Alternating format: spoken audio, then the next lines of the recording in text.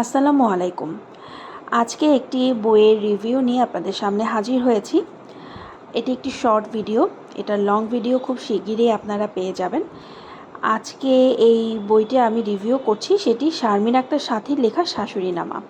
এই বইটিতে আপনারা কিছু গল্প পাবেন, ছোট গল্প।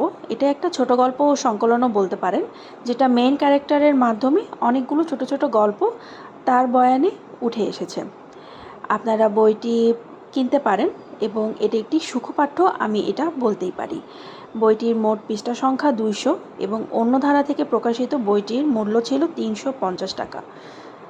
আর মূল ভিডিওটা যদি আপনারা দেখতে চান, ডিটেলসে যদি এই রিভিউটা জানতে চান, তাহলে অবশ্যই আমার মেইন যে ভিডিওটা আছে সেটা একবার চোখ বুলিয়ে নেবেন।